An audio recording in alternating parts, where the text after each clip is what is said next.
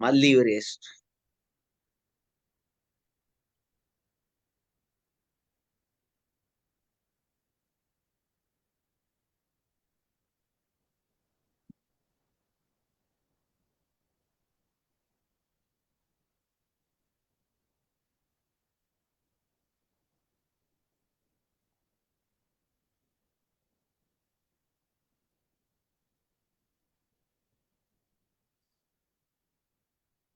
Bien, buenas noches a todos los que nos están viendo, los que nos están escuchando, los que nos verán en otros días, porque esto va a quedar grabado de forma tal que probablemente mucha gente no nos vea hoy, sino que nos vea en los siguientes días.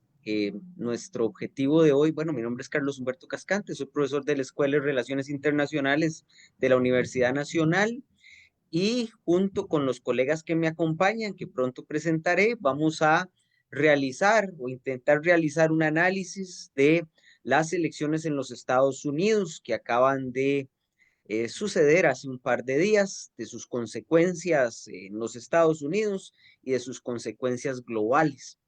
En esta mesa vamos a tener presentes a el profesor Adrián Piñataro López, quien es profesor de la Escuela de Ciencias Políticas de la Universidad de Costa Rica y es doctor en Ciencia Política y Política Europea por la Escuela Superior de Santana de la Universidad de Siena. También nos acompaña María Fernanda Morales Camacho, que es profesora de la Escuela de Relaciones Internacionales de la Universidad Nacional. Ella tiene una maestría del Instituto de Estudios Sociales de la Universidad de Erasmus en Rotterdam y actualmente investiga para su tesis doctoral que está pronto a presentar, esperamos el próximo año, en el tema de pesquerías artesanales, pero ella se especializa también en cambio climático y por supuesto en desarrollo. Y también nos acompaña estás en Austin, ¿verdad? Hoy. En este momento estoy en El Paso, pero Estás llego en al El rato. Paso.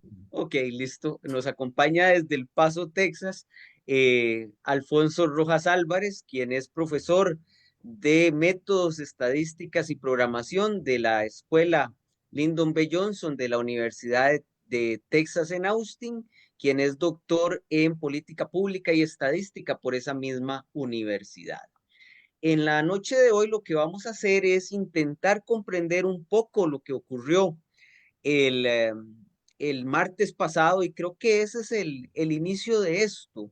Y le voy a consultar a mis compañeros de mesa cómo vieron los resultados, qué fue lo que ocurrió, por qué gana Trump, rompiendo un poco lo que las encuestas planteaban de algo más cerrado y gana con cierta ventaja. Yo no creo que sea un landslide, mucho menos, pero gana con cierta ventaja. Y quisiera conocer sus opiniones iniciales sobre esto. Tal vez, Alfonso, inicias vos que estuviste más cerca de la acción y que tuvo fe Carlos. quizá en un cambio en Texas y que ganara el senador, el candidato demócrata en Texas. Sí, Carlos, efectivamente, y como mencionaba, yo estoy aquí en Texas, en El Paso, y estoy a 3 millas de la frontera con México. Y bueno, parece que este va a ser el territorio donde se van a dar transformaciones muy importantes. Y estoy seguro que en algún momento vamos a tener chance de discutir las políticas migratorias de Trump. Pero sí, efectivamente, la victoria de Trump es, yo no le llamo una ola roja, yo le llamo un huracán rojo. Y no necesariamente, como menciona usted, Carlos, por el tamaño de la victoria, pero sino por la magnitud del poder sin salvaguardas que va a tener Donald Trump. Va a ser el primer presidente en la historia de Estados Unidos que entra tras tras la Corte Suprema otorgar prácticamente inmunidad absoluta al presidente de Estados Unidos. Va a tener control de la Cámara de Representantes, va a tener control del Senado. Tiene una mayoría de 6 miembros de la Corte Suprema de Justicia, va a poder reemplazar a 2 más, lo cual va a significar que la Corte Suprema de Justicia va a ser republicana por los próximos 30, 40 años. El resto básicamente de nuestras vidas respecto a los fallos que van a emitir. Y en parte sí, una transformación, un movimiento de todo el electorado, prácticamente todos los grupos demográficos, con excepción de las personas mayores de 65 años y a las mujeres blancas, pero fuera de eso, todos los grupos demográficos exhibieron un movimiento en favor del Partido Republicano. Yo, Carlos, y tal vez para empezar la discusión, yo sí creo que las encuestas no fallaron. Las encuestas predecían este resultado, incluso este resultado era el más probable según las encuestas, porque si tenemos una elección que está empatada, las encuestas tienen un margen de error de más o menos 3 puntos porcentuales. Bueno, la ganancia de Trump por 2, 3 puntos porcentuales, una vez que todos los votos estén contados, es exactamente el escenario que era más probable en las encuestas. Y si vemos los resultados en cada uno de los estados bisagra, pues los resultados son básicamente lo que las encuestas nos indicaban en las últimas semanas. Entonces, en realidad, un resultado relativamente previsible para quienes vivimos aquí y veíamos el resultado, se veía venir desde hace mucho tiempo, pero bueno, siempre existía la esperanza de que el electorado estadounidense diera una sorpresa, pero no parece que haya sido el caso. María Fernanda. Muchas gracias por la invitación. Buenas noches, profesor Cascante, Alfonso y Adrián. Un verdadero gusto compartir este espacio. Uniéndome a las apreciaciones que hace Alfonso, yo creo que algunas personas, pues fuera, guardábamos una esperanza muy en el fondo de que hubiese un cambio y tal vez en las últimas semanas pareciera que por lo que uno veía en los medios de comunicación, esa esperanza se cultivaba un poquito más. Yo pues, tengo varios amigos y amigas en los Estados Unidos, personas jóvenes en realidad, y había esa idea pues, de la posibilidad de Harris de llegar a la presidencia, pero evidentemente con un temor y un temor muy bien fundado de que no se pudiera materializar precisamente también por lo que las encuestas nos mostraban. Yo creo que en realidad no es sorpresa, no es como en el 2016 que tomó por sorpresa a muchas personas.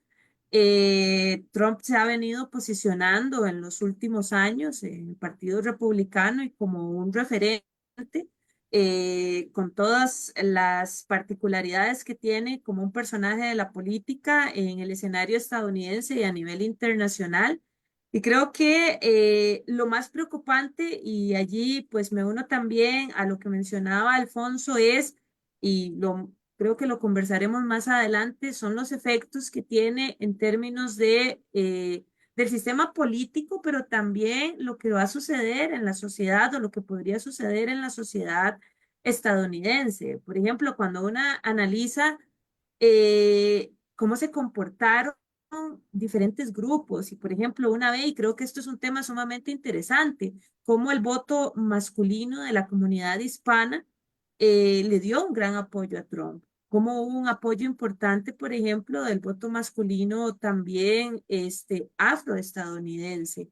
E incluso a mí me parece sumamente interesante que en realidad, y era algo que a mí me parecía le daba un seguimiento importante, era cómo se iba a comportar el voto femenino. Y si una ve también las encuestas, el voto femenino en realidad, las comparaciones con el año 2020, por ejemplo, en realidad no hubo cambios tan importantes. Entonces, creo que eso nos dice mucho sobre la sociedad estadounidense, más allá de las elecciones, sobre la sociedad estadounidense, qué es lo que está sucediendo y es en esa acumulación de poder que es preocupante qué es lo que podría suceder. Adrián. Bueno, en primer lugar, un saludo a Carlos, a Alfonso, a Fernanda. Es un gusto compartir con ustedes y me permito decir que es hasta un espacio, podríamos decir, necesario eh, como personas que seguimos la política, mucho más que el promedio de la población. eh, pues los resultados, por supuesto nos interesan, pero en este caso más que nos interesan, me atrevo a decir, nos impactan y si me permiten, no positivamente, ¿verdad? No, podremos tener diferencias ideológicas, pero no me imagino ninguno de ustedes con una gorra maga. Eh, y creo que esta lección eh, tiene eso en particular, ¿verdad? En general, las elecciones, pues sí, hay partidos en competencia, muchas veces estructurados, o esa competencia está estructurada de forma programática, es decir, alrededor de temas económicos, más impuestos, más distribución, menos, o temas culturales. Eh, pero esta elección tiene esta particularidad de que una de de sus dimensiones de competencia era el apoyo a la democracia, el apoyo a reglas de convivencia democrática y no digo que sea la única elección en que el tema esté presente, pero fue tan dramática que, bueno, una de sus tal vez expresiones más visibles fue ver a Liz Cheney haciendo campaña con Kamala Harris. Es decir, las unía a la democracia, las separaban todos los demás temas y eso es un ejemplo de lo que estaba ahí. Entonces, más allá de lo que pensemos que son las políticas ideales de que un gobierno debería implementar, está el cómo las deben implementar. Y si es a través de instituciones o es a través de ir más allá de las instituciones, ir más allá de los controles o controlar los controles, que por ahí van varios gobiernos iliberales. Eh, entonces, pues como personas que estudiamos la política, tenemos nuestras preferencias, como decía, pero me atrevo a decir que una gran parte, por supuesto, no todas las personas, pero ni siquiera en la academia, pero nos une pues el apoyo a la democracia, el considerarlo un sistema que puede perfeccionarse, que debe perfeccionarse, pero ver una democracia con la historia que tiene Estados Unidos, con el impacto que tiene a nivel global, incluso con el impacto en términos de poder blando, de ejemplo de democracia, y estar en este punto donde es una democracia, pues, que está en riesgo desde distintos, este, ¿verdad? No de la forma en que muchas veces las personas se imaginan, ¿verdad? El típico golpe militar o una declaración de un día a otra, ¿verdad? De una dictadura, sino de esto de poco a poco socavar las instituciones, como se ha venido describiendo la erosión de la democracia en los últimos años de una perspectiva comparada. Entonces, creo que eso en general a las personas académicas en ciencia política, en relaciones internacionales, eh, nos preocupa y bueno, estos espacios son necesarios. Es interesante, en una campaña se hacen apuestas, ¿verdad? Los estrategas de campaña hacen apuestas y tenemos claros los impactos y lo vamos a ver más que tiene Donald Trump. Pero ¿cuáles creen ustedes que fueron las apuestas más fuertes que hicieron las campañas? Eh, ¿Y cuáles ganaron y cuáles perdieron en esas apuestas? María Fernanda, ¿cómo lo ve usted? Claro, es sumamente interesante porque en los últimos años estamos viendo cambios importantes en las formas de hacer campaña y se mantiene, y cuando digo cambios importantes, por ejemplo, es la inserción de las redes sociales, que genera un impacto muy importante en términos de cómo se hace campaña. Pero también pienso que es importante determinar cuáles son los grupos meta y cómo vamos a llegar a estos grupos meta. Creo que para cualquier campaña, ¿a qué me refiero? Por ejemplo, es al discurso que cada uno de los partidos ha empleado y en qué se ha centrado, por ejemplo, ¿verdad?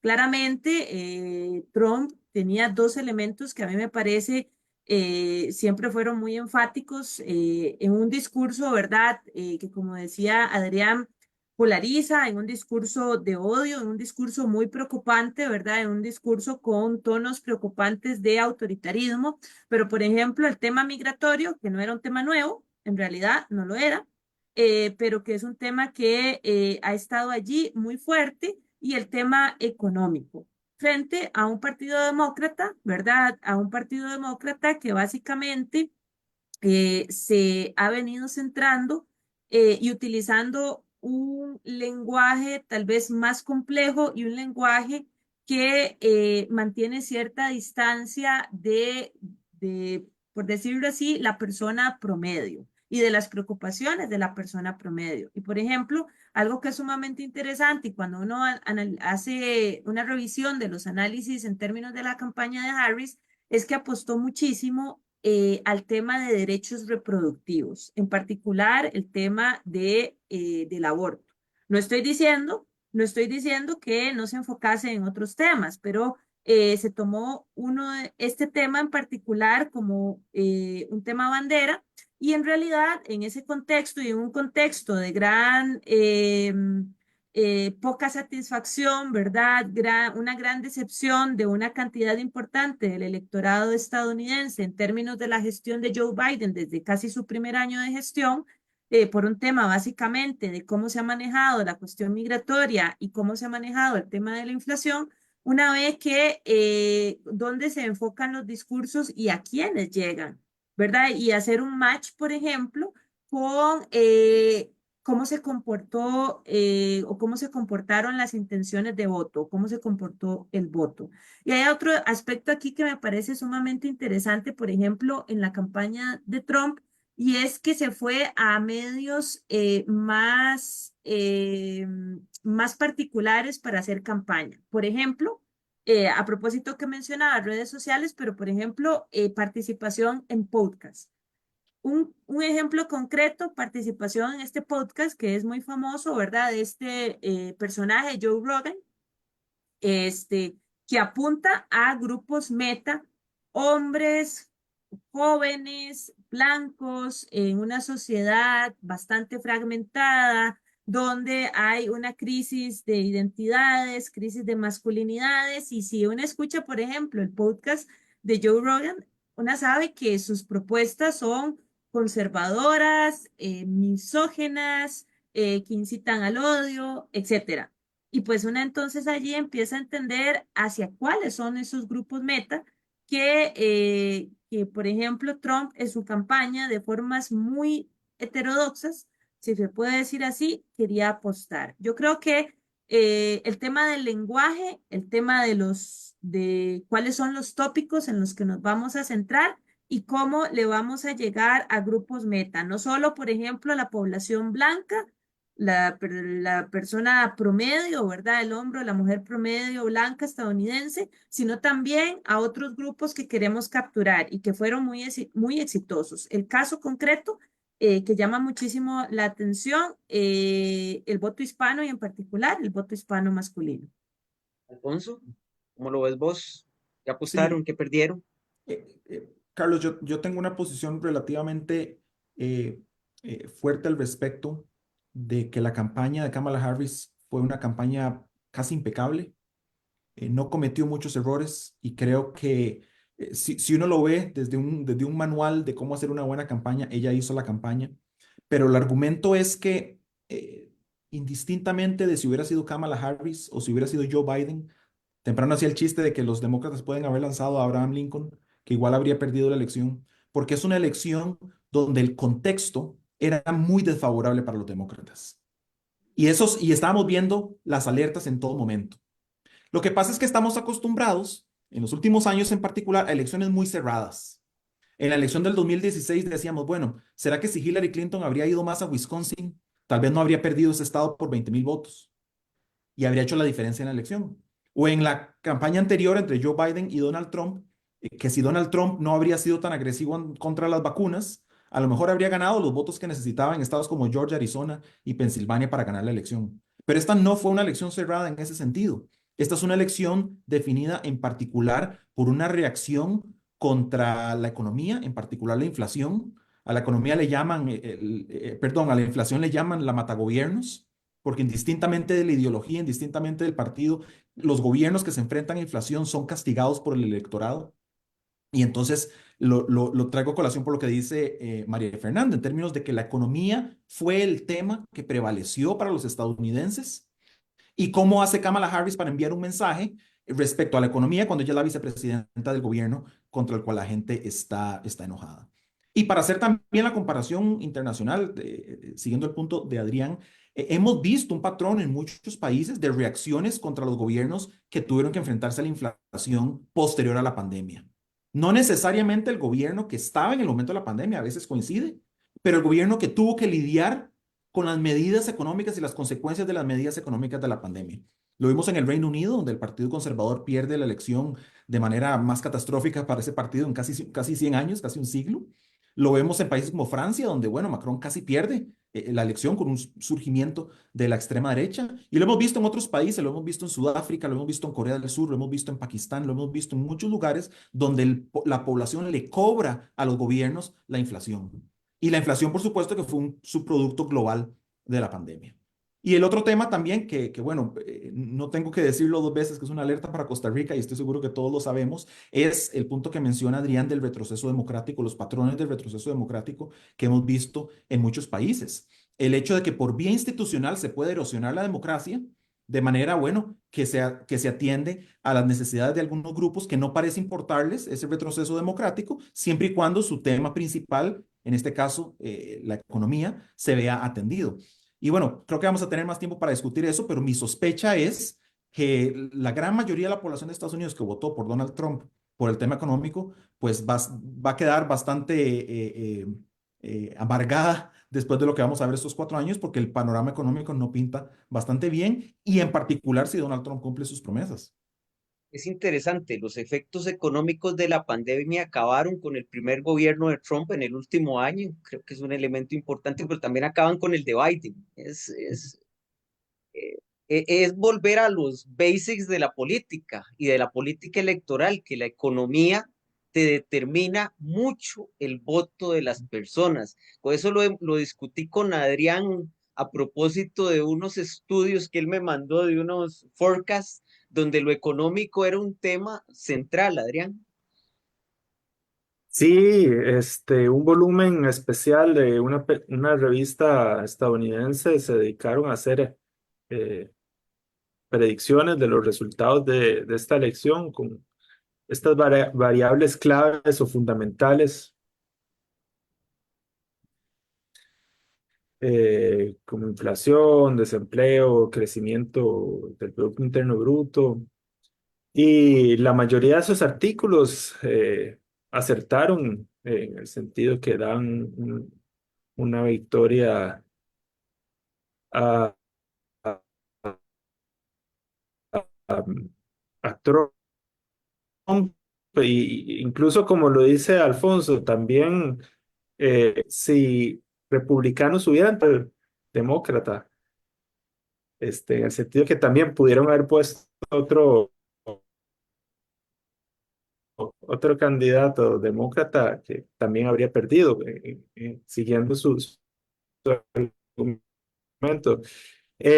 Algo que me parece a mí que también es económica dada para que perdiera Adrián, te estás cortando. el partido de gobierno, pero algo Adri- que se había visto. Adrián, perdona, te estás cortando. Si querés, apagar la cámara para que tengas más ancho de banda. Debe ser por la lluvia. Mientras Alfonso está en el calor del paso, nosotros estamos bajo un aguacero Adrián, perdón, Carlos, pero aquí estamos hoy a a 6 grados menos. centígrados. Ay, ya entró el invierno al desierto. Es que Texas o el desierto cuando es muy caliente, cuando es muy frío, y bueno, ya nos tocó el frío.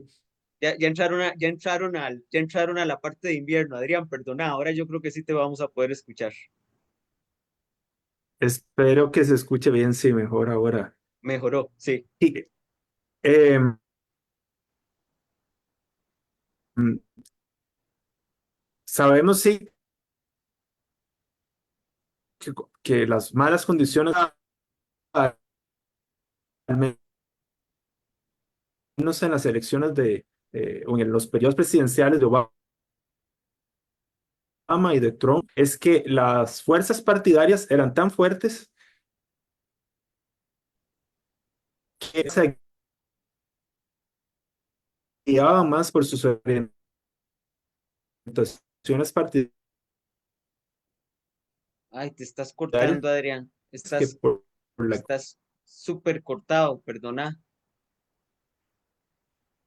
Mientras, Les doy espacio a ustedes para resolver Sí, por favor, gracias.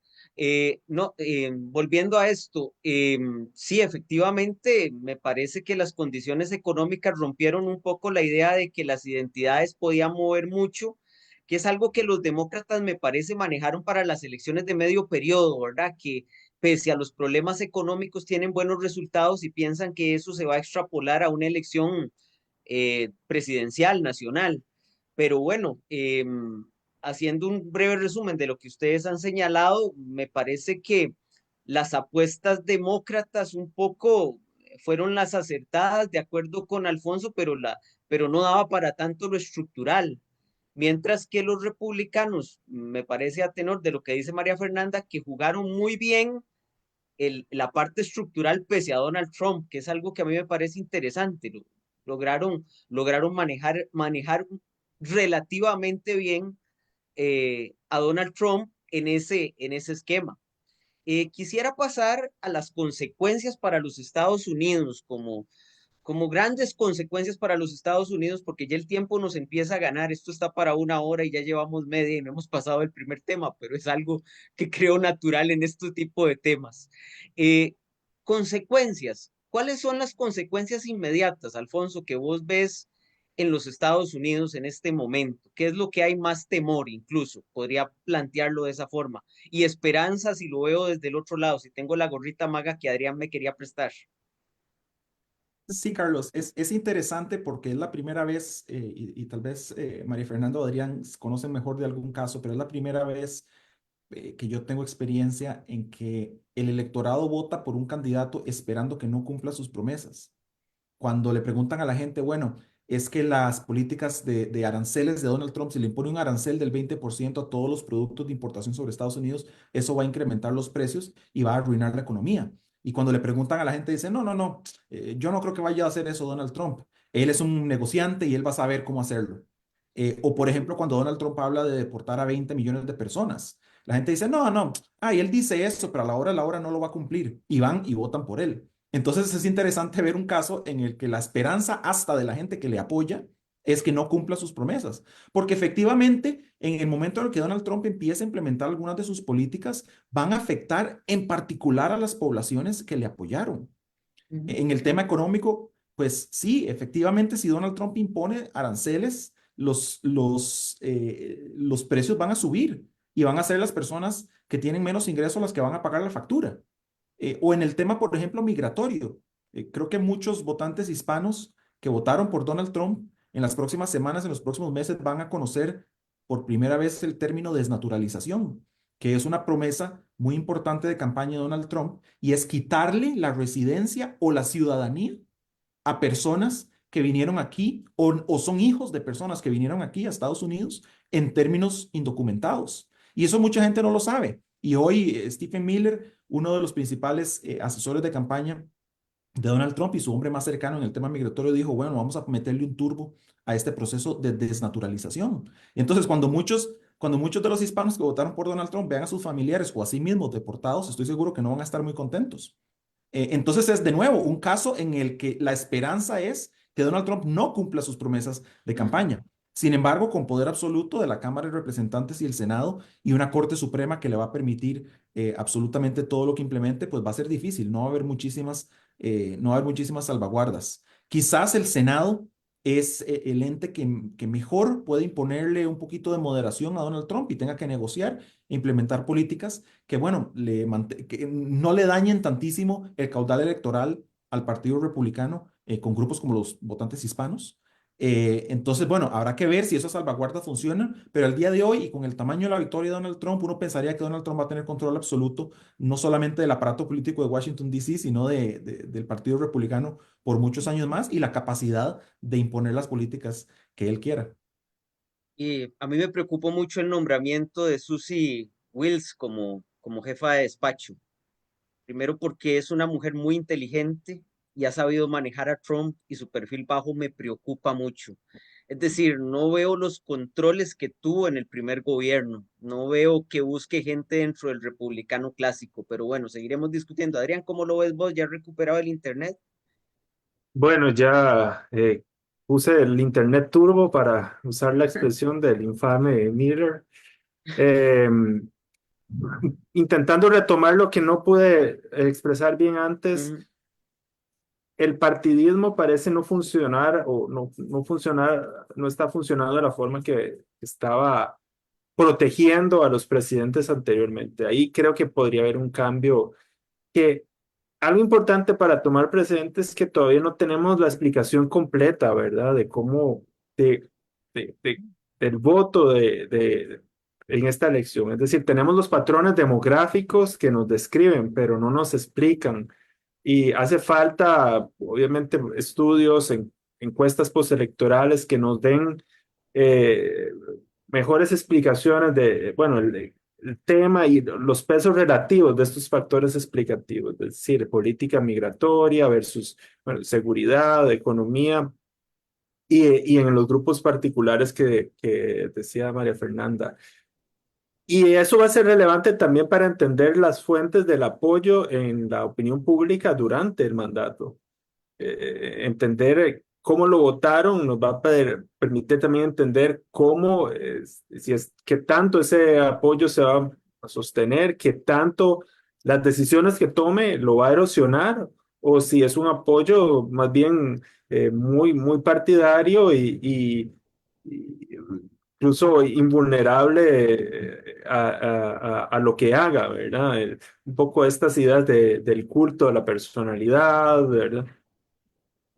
María Fernanda, en esto de las consecuencias, hoy se anuncia que de las primeras medidas son las migratorias que señaló Alfonso, pero las siguientes es la excavación petrolera, eh, buscando una independencia económica una independencia energética que en el caso de los Estados Unidos incluso el concepto es cuestionable, porque Estados Unidos es un gran productor de petróleo, Ujú.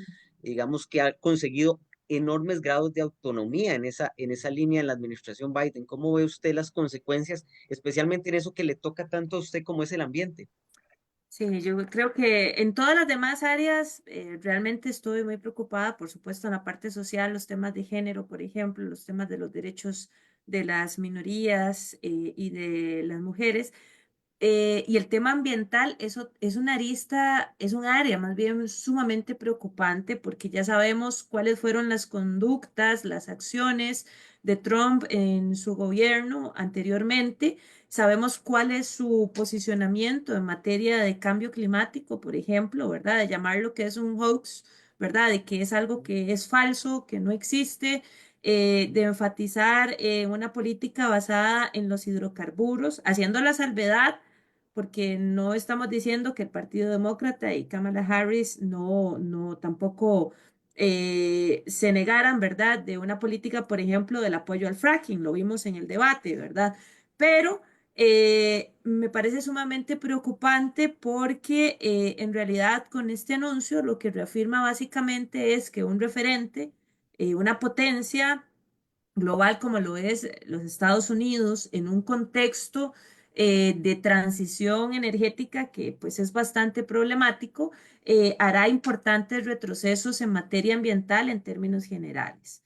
No solo en materia de cambio climático, por ejemplo, todo el tema de desmantelar el aparato estatal con una intención importante, por ejemplo, en las agencias ambientales a lo interno de los Estados Unidos en claro favor, ¿verdad?, a los sectores corporativos, por ejemplo, más allá del tema del petróleo, sino también todo el posicionamiento, ¿verdad?, de políticas bastante claras de desmantelar el aparato estatal en materia ambiental, básicamente para favorecer a las corporaciones.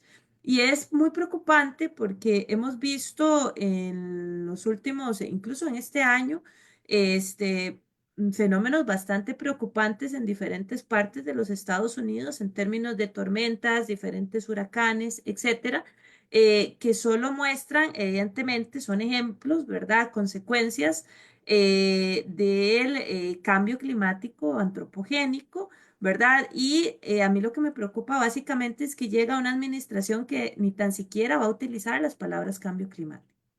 Y evidentemente eso en el contexto internacional pues preocupa muchísimo porque entonces tenemos fuerzas importantes en un proceso de transición energética que en realidad le están apostando básicamente a los hidrocarburos, ¿verdad? En este contexto de transición energética, los hidrocarburos siguen teniendo un peso sumamente importante y evidentemente en el caso de los Estados Unidos como una estrategia, ¿verdad?, de seguridad energética e independencia, pero con efectos sumamente importantes para, para el desarrollo de una política ambiental que sea también acorde a las problemáticas que está enfrentando el país en términos de desastres, ¿verdad? Desastres naturales con un impacto importante en la sociedad. Realmente, en pocas palabras, tengo miedo porque veo que habrá un retroceso no importante, es un retroceso muy grande en las políticas ambientales y eso también tiene efectos en la arquitectura y la gobernanza ambiental internacional. No, los efectos sobre organismos internacionales van a ser duros y especialmente en aquellos donde son más fuertes. Pero antes de pasar al plano internacional, quería consultarles qué otros efectos ven dentro de la política interna de los Estados Unidos en términos de resistencias. Es decir, qué resistirá esta estructura distópica que Alfonso nos relataba de una Suprema Corte completamente entregada, tribunales federales también en algunos casos leales al partido, no leales al Partido Republicano, a Donald Trump que los nombra. ¿Cuáles serán las fuentes de resistencia a Donald Trump dentro de los Estados Unidos? Adrián, ¿cómo lo ves vos? ¿O ves fuentes de resistencia? Siempre los movimientos sociales ha sido una variante histórica de los Estados Unidos muy importante.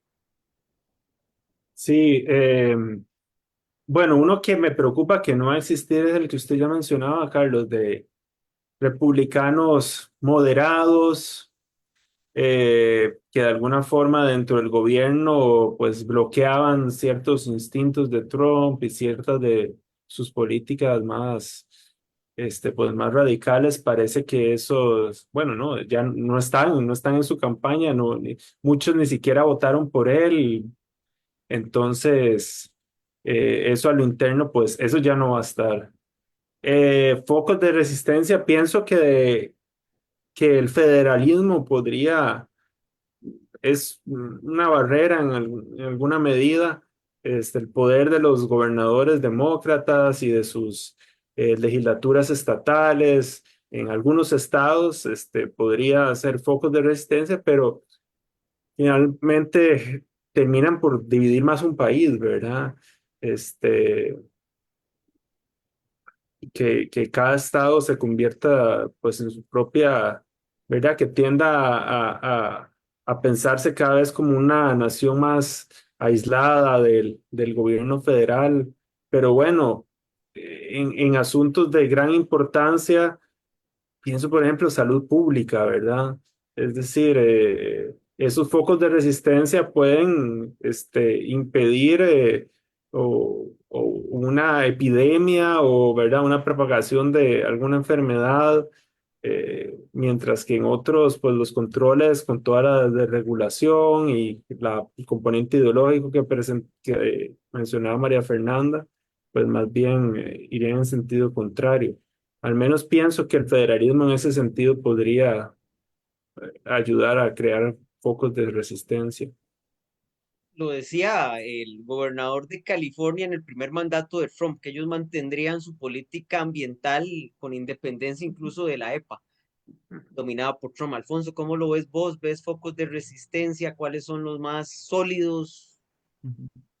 Sí, yo estoy de acuerdo con Adrián en términos de que los estados pueden ser un foco importante de resistencia, pero tengo dos preocupaciones, o bueno, una preocupación y otro que es un foco de resistencia, y es eh, el electoralismo, quizás. No sé cómo exactamente definirlo, pero la idea de que las políticas públicas que Donald Trump implemente pueden tener un efecto sobre lo que piensa la población y cómo voten por el Partido Republicano o en contra del Partido Republicano en las próximas administraciones. Lo vimos en el caso de COVID. Uno esperaría que Donald Trump haya aprendido la lección de que si se pone en el lado equivocado de una política pública o en una crisis, por ejemplo, como la pandemia, pues el electorado se lo va a cobrar. Por supuesto, también eso nos lleva a otra pregunta, y es, bueno, Donald Trump ya no pudiendo reelegirse, ¿le va a importar? Puede que a él no le interese lo que va a suceder con el Partido Republicano o no le interese lo que suceda en 4 años con la elección. Ya él llegó, ya él hizo lo que tenía que hacer y puede que no le interese. Pero si le interesan los resultados de las políticas públicas y la forma en la que la población responde a ellas, pues entonces eso podría proteger, por ejemplo, el Affordable Care Act o el Obamacare, porque en este momento es bastante popular. Entonces Donald Trump sabe que si quieres volarse el Affordable Care Act, pues el electorado se lo va a cobrar. Entonces, bueno, quizás ahí hay una pequeña fuente de esperanza y por supuesto que estoy escarbando en el fondo de la olla para encontrar efectos positivos de lo que sucedió. Y respecto a la preocupación, quizás una que no se ha discutido tanto es qué va a suceder con el Partido Demócrata. La coalición del Partido Demócrata en esta elección quedó totalmente destrozada. El Partido Demócrata no tiene una ruta demográfica en este momento para ganar una elección. Siempre hablábamos de que, bueno, si las minorías apoyan al Partido Demócrata mientras haya más votantes hispanos o mientras las personas se muden más a las ciudades o se mudan de California a Texas, por ejemplo, el estado de Texas se va a hacer demócrata y va a ser azul y esas eran las tendencias en los últimos años. Esa historia creo que ya no va a funcionar al Partido Demócrata y mi preocupación con eso es que el Partido Demócrata entonces reaccione haciendo lo mismo que hizo el Partido Republicano, que sea yéndose completamente al extremo.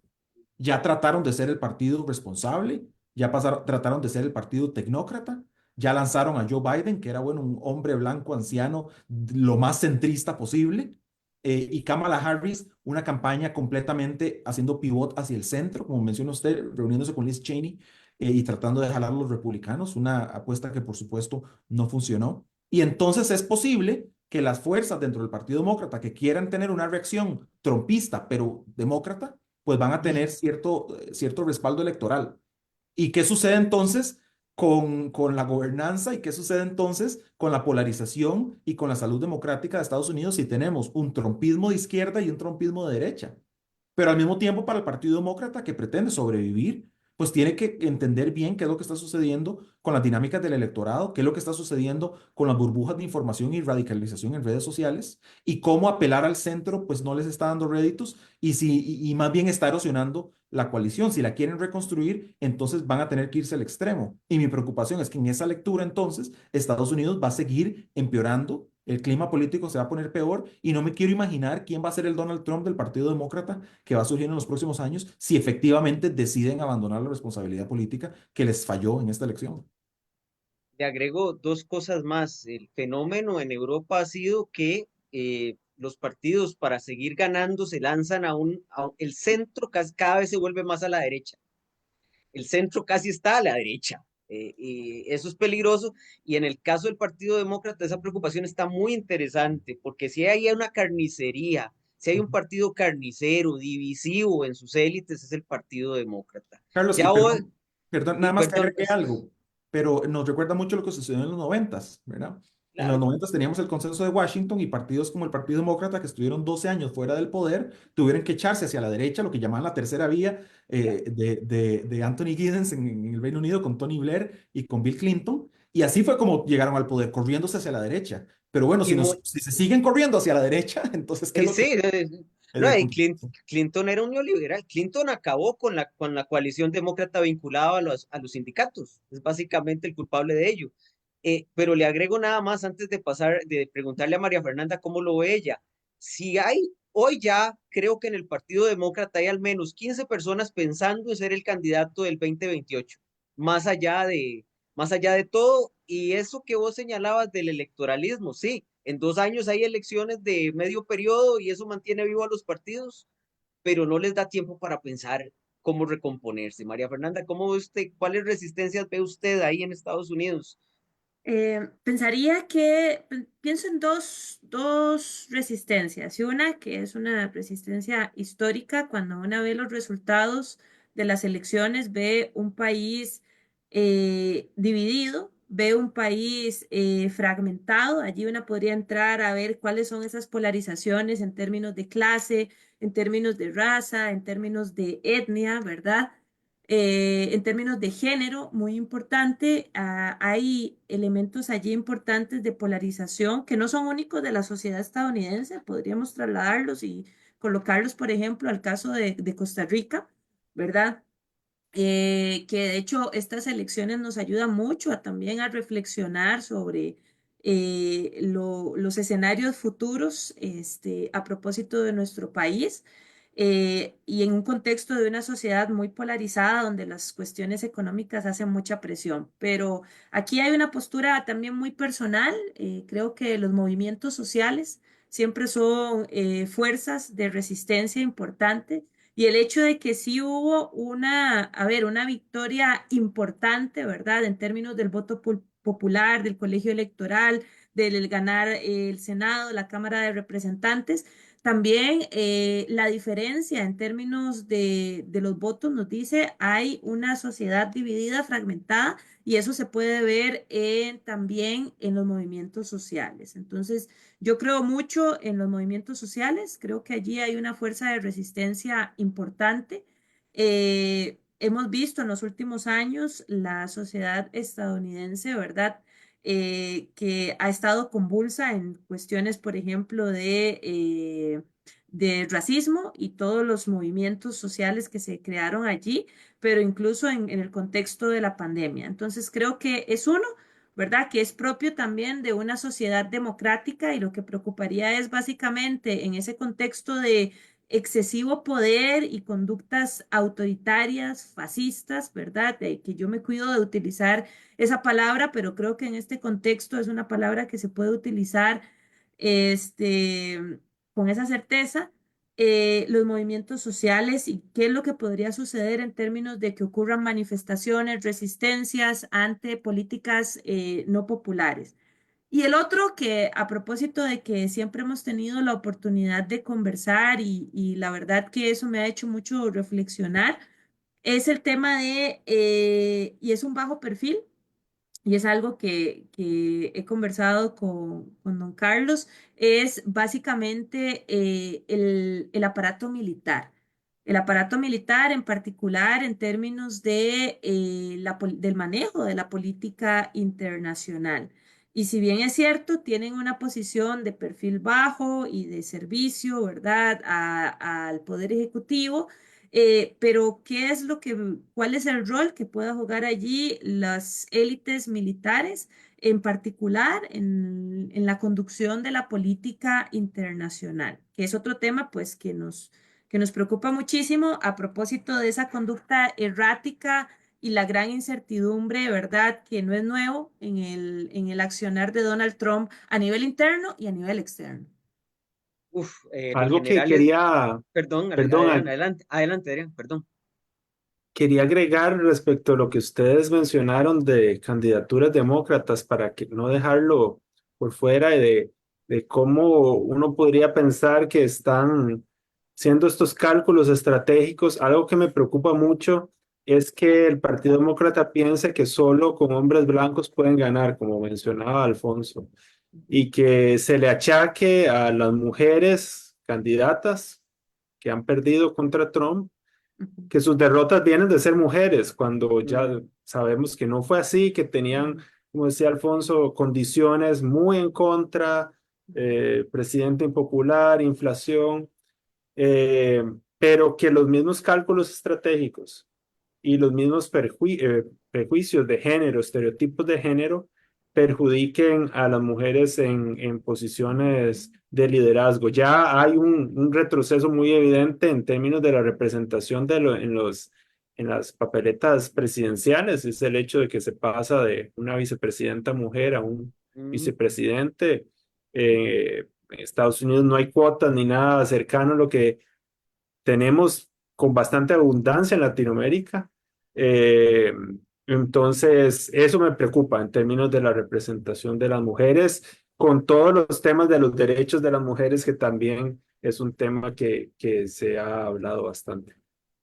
Colegas, estamos a 10 minutos de cerrar nuestro, digamos, podcast y no hemos hablado de los efectos internacionales, así que yo les sugiero que utilicen su última participación para hablar de efectos internacionales, consecuencias para el mundo, para Centroamérica, para Costa Rica, con total libertad de lo que ustedes quieran abordar en estos efectos internacionales, que como hablamos de Estados Unidos, son efectos multimodales, afecta a todo. Es que a veces la gente no comprende que lo que pasa en Estados Unidos afecta de muchas formas, de muchas maneras, con efectos innumerables al mundo. María Fernanda, ¿cómo lo ve usted?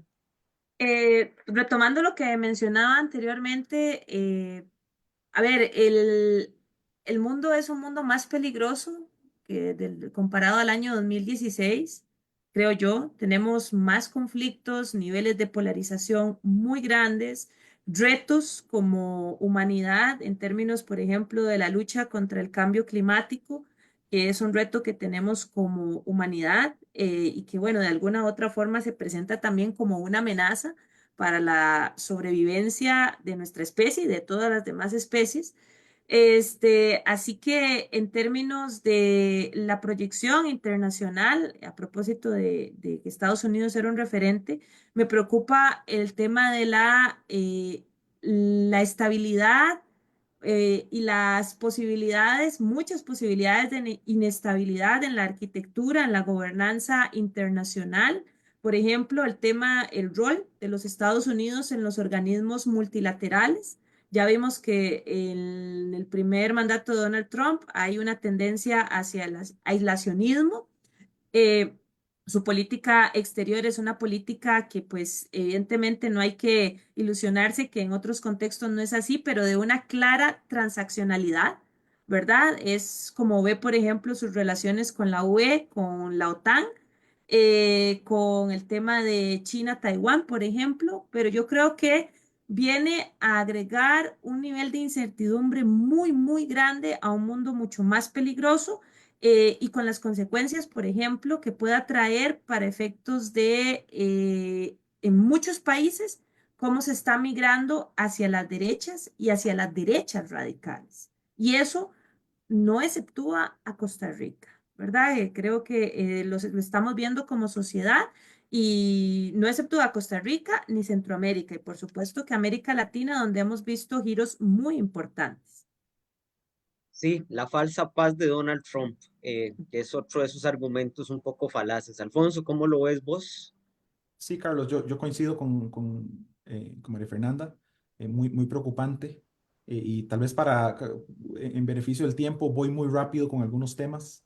En el Medio Oriente la situación va a empeorar, el sufrimiento para el pueblo palestino va a empeorar dramáticamente en los próximos años. La posibilidad de un conflicto con Irán es inminente. Entre Netanyahu y Donald Trump van a tener absoluta capacidad de un enfrentamiento más agresivo contra Irán. Ucrania, pues Ucrania se acabó y no me refiero a que se va a acabar la guerra, sino que el Ucrania que conocemos hoy, hace 2 días desapareció. El resultado electoral en Estados Unidos va a significar un alineamiento de Donald Trump absoluto con Rusia y un contrapeso que le está dando las capacidades a Ucrania de resistir contra Rusia. Eso se acabó. Y quizás más bien el riesgo lo van a tener Polonia y Bielorrusia, que si Trump quiere seguir avanzando, va a seguir por esa ruta. Eh, Tal vez no con tanta certeza, pero sí en riesgo, como menciona María Fernanda, Taiwán, eh, Xi Jinping en su alianza con Vladimir Putin y mediante Elon Musk, que es uno de los hombres más cercanos a Donald Trump, pues han enviado mensajes muy claros de que China está preparándose para una invasión a Taiwán y en una administración de Donald Trump uno no esperaría que haya resistencia alguna respecto a eso.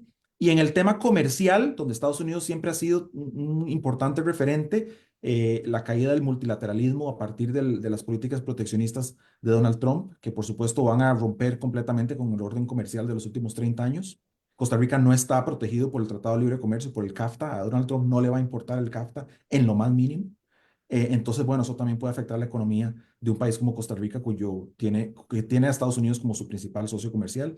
Y también el otro que me faltó mencionar es la OTAN. La OTAN puede que le queden días. Donald Trump ya había sugerido en su primera administración su interés de salirse de la OTAN si era reelecto y no tengo duda de que va a retomar esos planes. Entonces, así es, un planeta mucho más peligroso, mucho menos multilateral y dominado por una alianza antidemocrática de China, Rusia y Estados Unidos, que bueno, nunca pensé yo cuando me mudé a este país hace 11 años que Estados Unidos iba a convertirse en un aliado de Rusia y de China y que cuando yo estuviera aquí se iba a empezar a parecer más a Turquía o a Hungría que a las democracias occidentales. Pero bueno, esa es la situación en la que estamos y vamos a ver cuáles contrapesos sobreviven, pero en este momento es difícil tener alguna esperanza.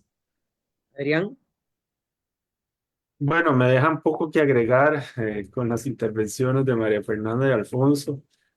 Eh, Quizás un punto que podría subrayar es eh, esta elección le muestra a otros candidatos, otros partidos, que se puede ganar con una retórica de odio, de insultar a otros candidatos, de amenazar, de, eh, de y respetar todas las normas de convivencia, lo que creíamos lo normal de la política, por así decirlo, que es posible ganar bien, ganar bastantes votos.